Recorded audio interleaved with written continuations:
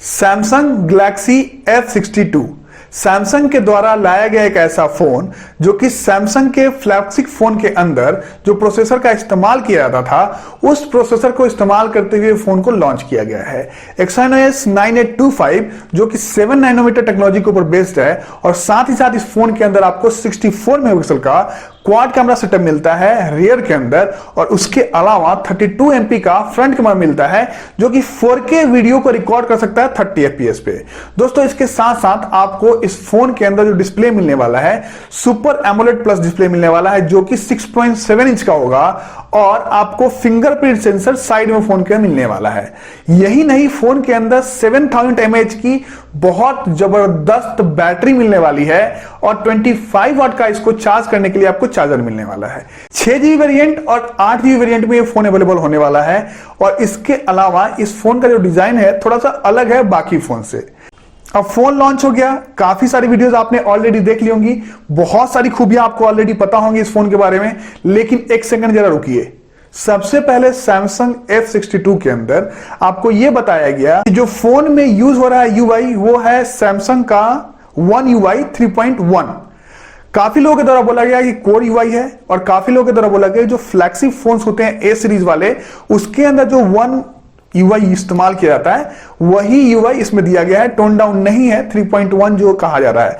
लेकिन अगर आप फ्लिपकार्ट के पेज पे जाकर देखते हैं तो वहां पे आपको देखने को मिलेगा कि ये कोर 3.1 है जो कि टोन डाउन वर्जन है, जो असली वाला आप कह सकते हैं कि UI है 3.1। ये बात काफी कंफ्यूजन क्रिएट कर रही है। बहुत लोगों के द्वारा ये बोला गया कि One UI जो है वो कुछ जगह पे सही तरीके से आपको सारी फंक्शनैलिटी लेके आ रहा है, लेकिन एक दो जो फंक्शंस है शायद ऐसा बताया जा रहा है वो नहीं है इसके अंदर। तो कोर वाला जो सिस्टम है वो गलत नहीं दिया गया है फ्लिपकार्ट के द्वारा। बहुत लोग इसको गलत साबित करना चाह रहे हैं लेकिन वो गलत नहीं है, कुछ चीजें अलग हैं। अब इसके बाद मैं मेन मुद्दे पे बात करने के लिए यहां पे आया हूं। आपको सबसे पहले एक फोन लॉन्च किया गया था सैमसंग के द्वारा सितंबर मंथ में, उस पे लेके चलना चाहता हूं। सैमसंग के द्वारा एक फोन लॉन्च किया गया सैमसंग M51। आपको याद होगा ये फोन लॉन्च हुआ था तो बहुत जबरदस्त तरीके से इसकी हाइप बनाई गई थी। एक तो मोनेस्टर बैटरी के बारे में बताया गया था और दूसरा बताया गया था इसका प्रोसेसर। आपको याद होगा कि 7000 mAh की बैटरी इंट्रोड्यूस कर दी गई M51 के अंदर और उसके अंदर स्नैपड्रैगन का प्रोसेसर दिया गया 730G। अब इस फोन के आने के बाद स्नैपड्रैगन का जो प्रोसेसर लगाया गया था सैमसंग की तरफ से जबरदस्त मार्केटिंग की गई और बताया गया कि इससे बढ़िया फोन सैमसंग लॉन्च नहीं कर सकता है। अब ये आप स्क्रीनशॉट पे देख रहे हैं कि वीडियोस किस प्रकार के बनाए गए। फेस्टिवल में बताया कि ये फोन नहीं लोगे तो आप कुछ मिस आउट कर जाओगे और इस फोन के बारे में तरह तरह की बातें हुई। मैंने मेन बताया है यहाँ पे जो कि स्क्रीन पे आपको दिखा है। आप जाके थोड़ा गूगल कीजिए या फिर यूट्यूब पे चेक कीजिए, आपको पता चल जाएगा किस तरीके के वीडियोस लेके आए गए थे 51 के बारे में। अब वो फोन आता है सितंबर मंथ में, अभी चल रहा है फरवरी। टोटल कितने महीने होते हैं? लगभग 5 महीने।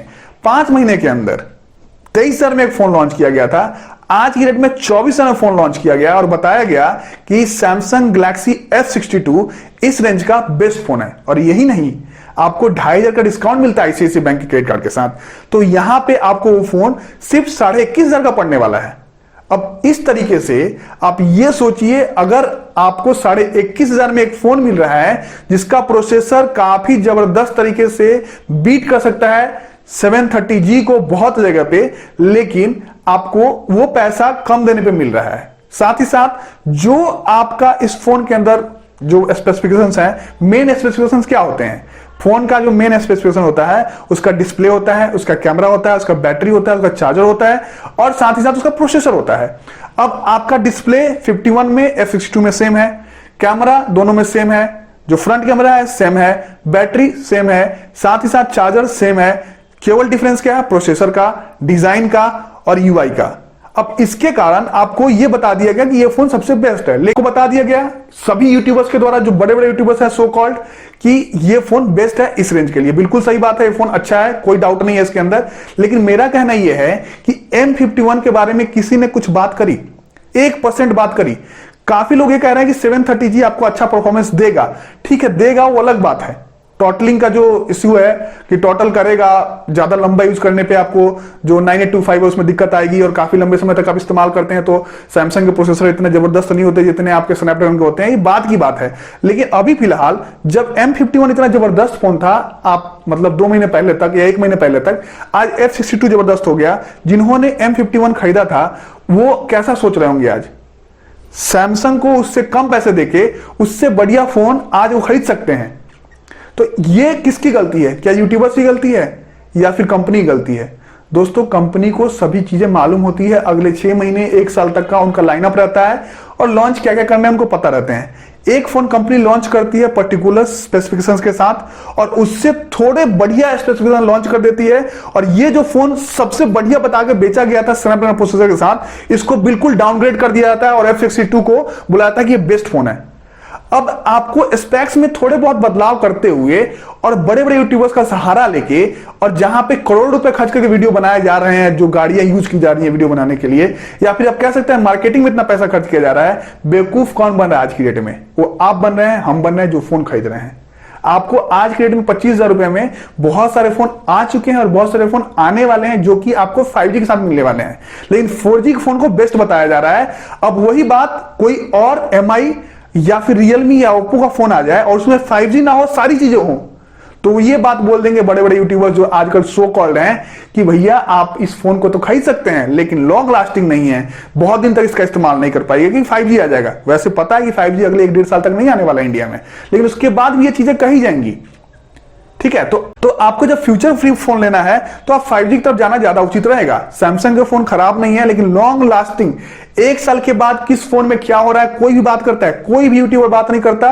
वो जितना भी ऑनेस्ट यूट्यूबर हो वो बात इसलिए नहीं करता क्योंकि वो नहीं चाहता है कि आने वाले समय में भी मैं किसी कंपनी से टाई अप नहीं कर पाऊंगा इस तरीके की बात करूंगा तो, क्योंकि बहुत सारे फोन बहुत परेशानी क्रिएट कर रहे हैं। OnePlus 8T हो या फिर आपका सैमसंग के बहुत सारे फोन है जो कि जिसके बारे में मेरे पास बहुत सारे कमेंट आते हैं, और इसके अलावा आपको पोको के भी 1-2 फोन है जिसके ऊपर कमेंट्स आते हैं। तो दोस्तों, ये सारी चीजें ना हमारे साथ कंपनीज खेल रही हैं। आपको याद होगा कि पोको ने जब फोन लॉन्च किया था पोको M2 Pro, तो Redmi Note 9 Pro का वो कॉपी था, इसके लिए कितना हुआ ला मच गया था, लेकिन सैमसंग के द्वारा थोड़ा बहुत घुमा फिरा के काम किया जा रहा है, कोई कुछ नहीं बोल रहा है।